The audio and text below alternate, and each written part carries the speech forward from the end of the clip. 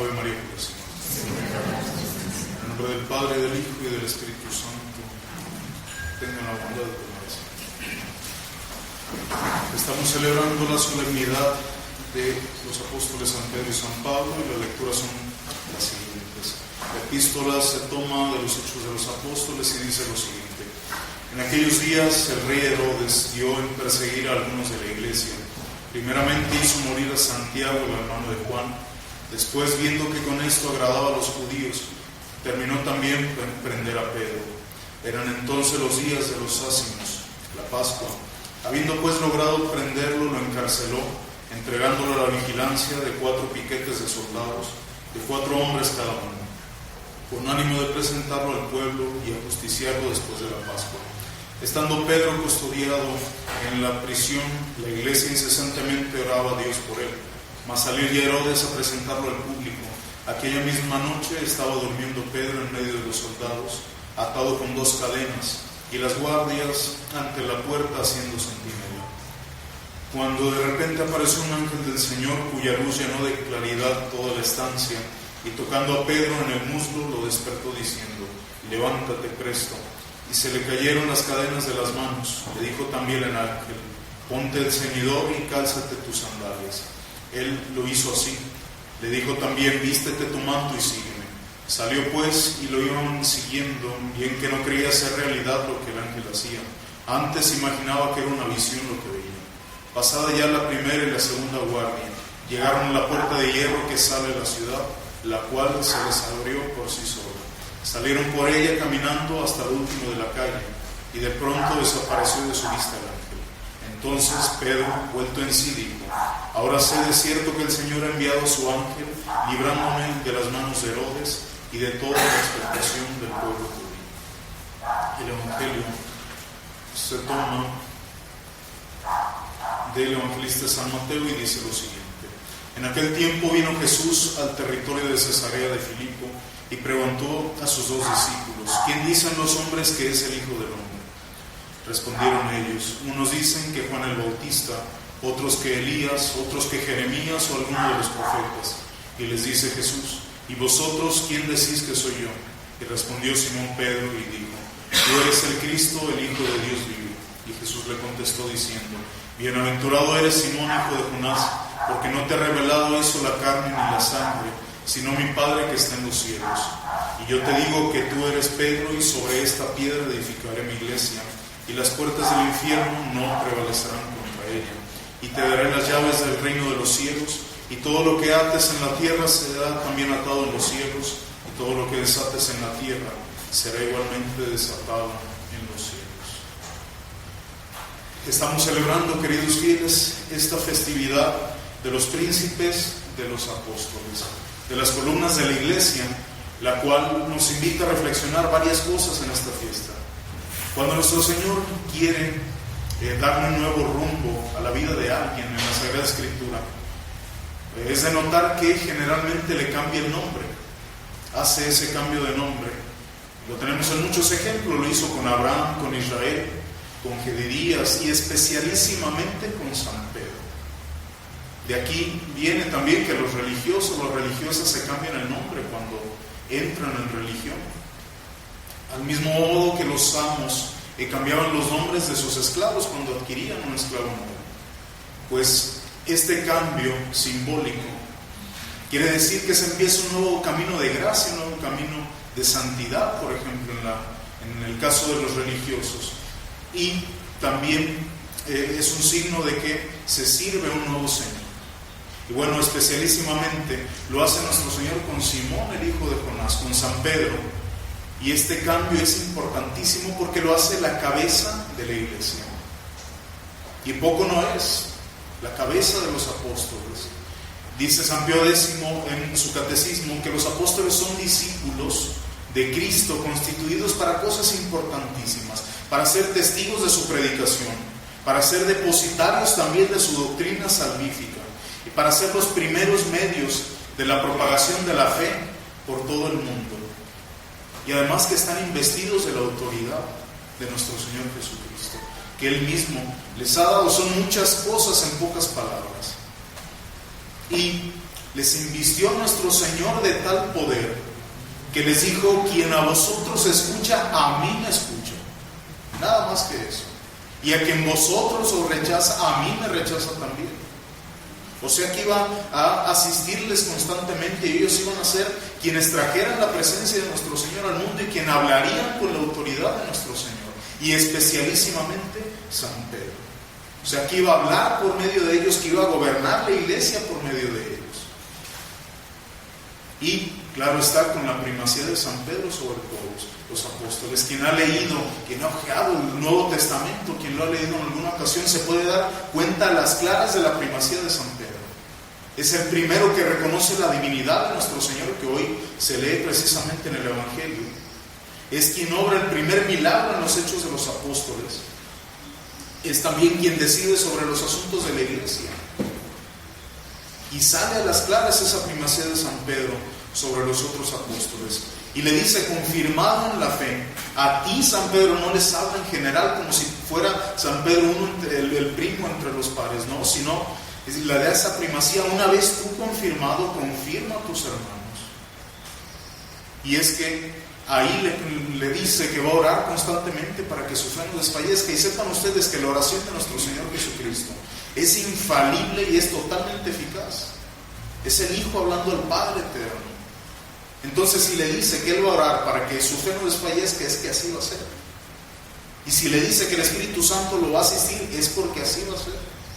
Y es que es necesario que sea así, que el Santo Padre, que el Papa sea asistido por el Espíritu Santo, porque si Él hierra, si Él puede cometer herejías, ¿qué se va a esperar de quienes guían?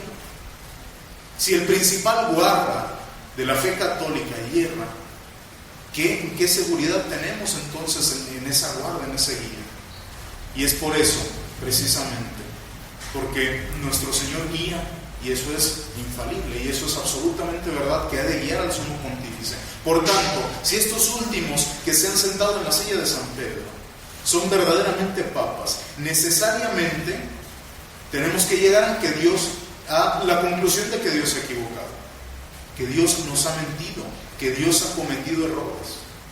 Y todo lo que ha enseñado por medio del magisterio del Papa durante 2000 años, desde los apóstoles hasta la muerte de Pío XII, ha sido un error.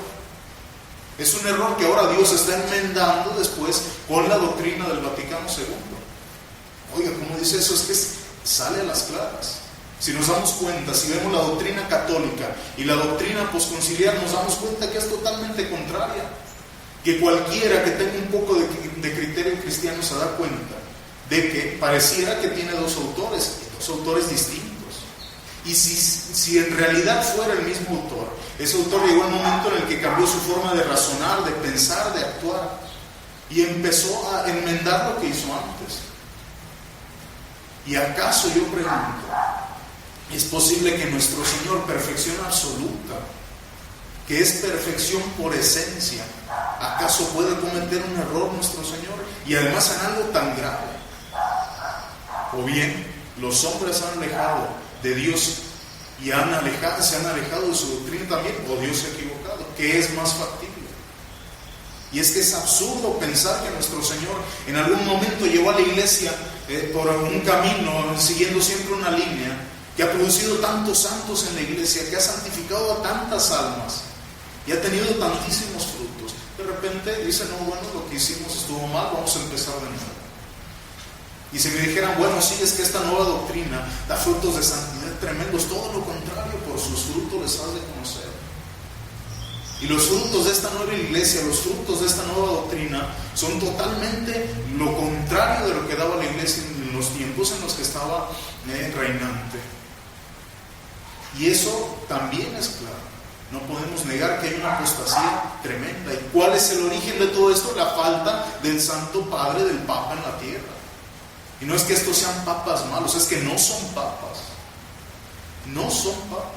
No hay un punto medio entre eso. Nuestro Señor es radical, la doctrina católica es radical y tiene que serlo. No hay un punto medio. Sepan ustedes, que es metafísicamente imposible que nuestro Señor, que es perfección absoluta, haya un error. Por eso los hombres se han alejado de su doctrina.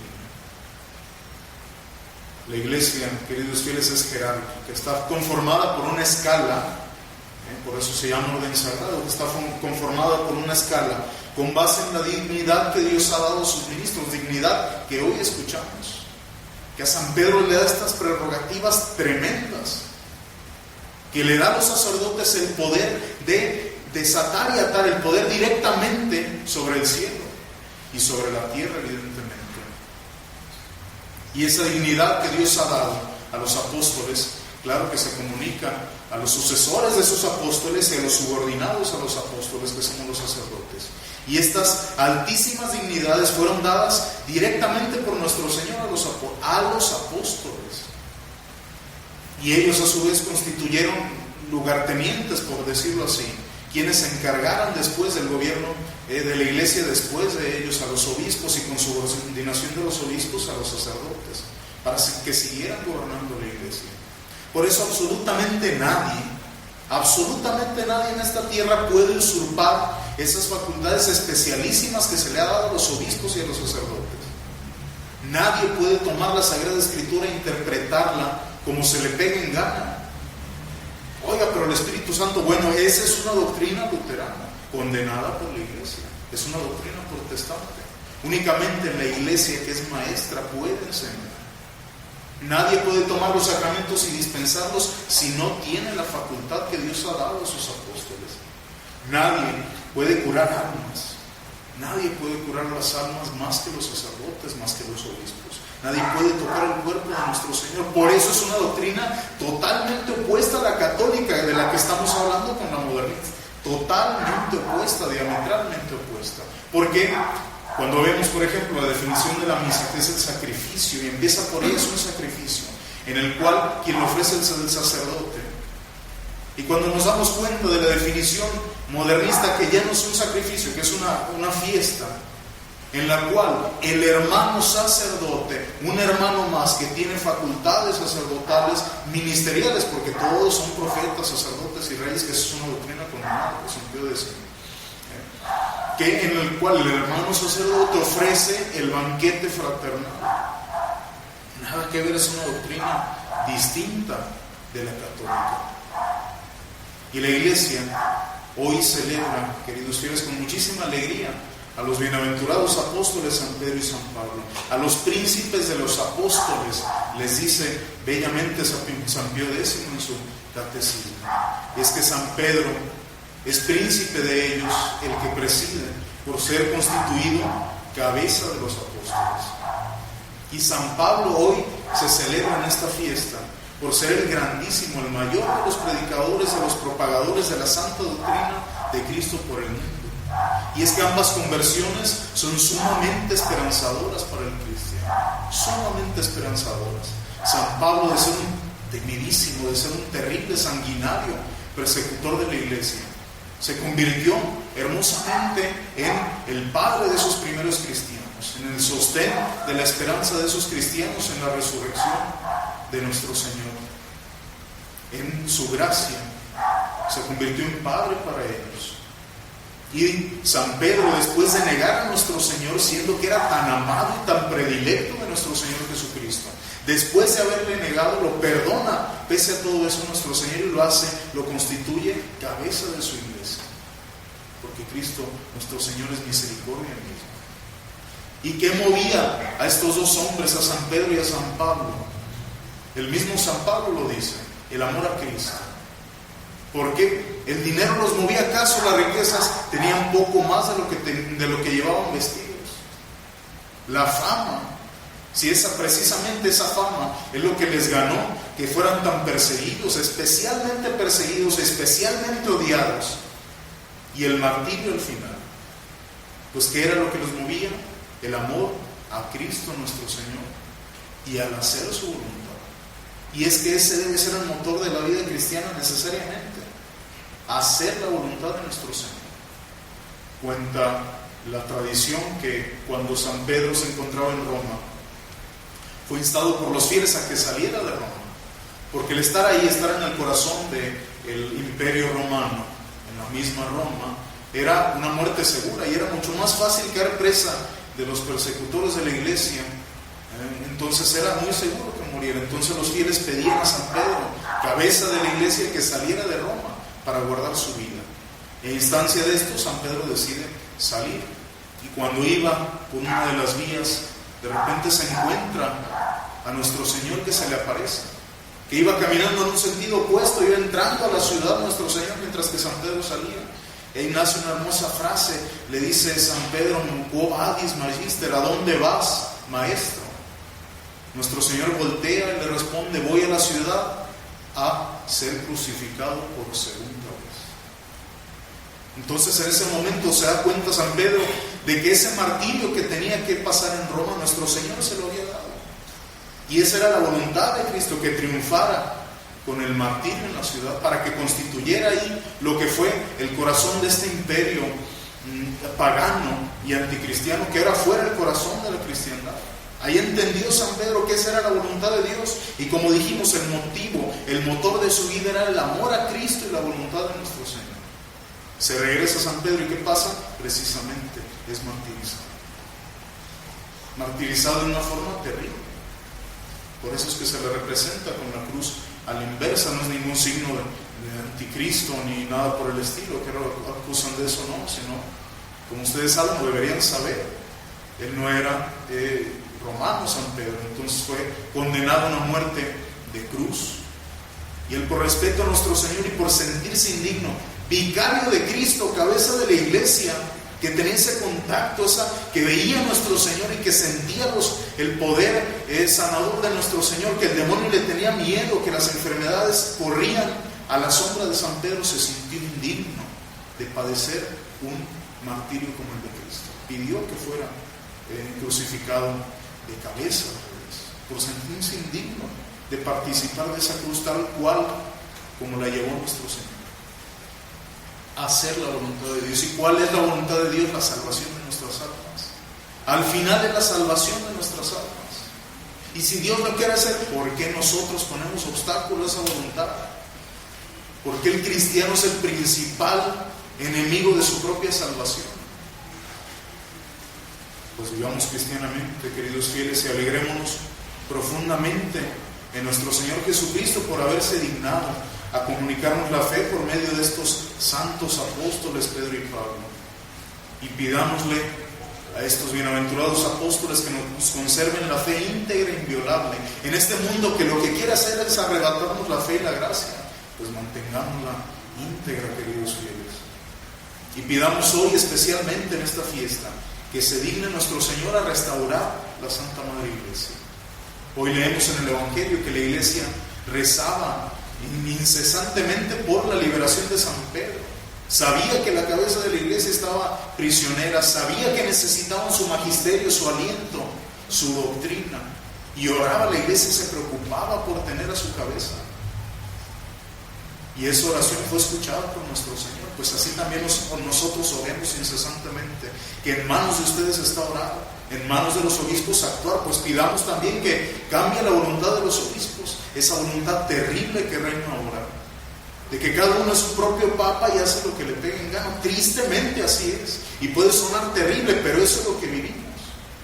Pues pidamos a nuestro Señor que santifique a estos pastores de almas, para que se conviertan a nuestro Señor y hagan su voluntad, que hagan lo que les toca, y para que se santifiquen también. Una vez santificándose, que nos santifiquemos también nosotros, que somos sacerdotes subordinados a ellos, y a su vez ustedes, almas que Dios nos ha encomendado. Pues recemos constantemente para que Dios se digne en apiadarse de su iglesia, queridos fieles. Tengamos una devoción constante, firme, a estos bienaventurados apóstoles, a estos que son columnas de la iglesia. Pues acudamos a su patrocinio, pidamos intercesión para que nuestro Señor Jesucristo tenga a bien llevarnos a este supremo dador de toda gracia, que tenga a bien llevarnos, a conducirnos a donde Él es para sus santos, luz verdadera, gozo sempiterno y alegría consuelo. Ave María Purísima. En nombre del Padre, del Hijo y del Espíritu Santo. Les recuerdo a aquellos que están haciendo las comuniones reparadoras que, Dios mediante, este viernes es 1 de mes, vamos a tener la misa a las 7 de la tarde Como saben, 10 de la noche la adoración al Santísimo Sacramento para quienes quieran acompañar a nuestro Señor. Mañana la misa es 8 de la mañana. Quien no ha empezado, que no ha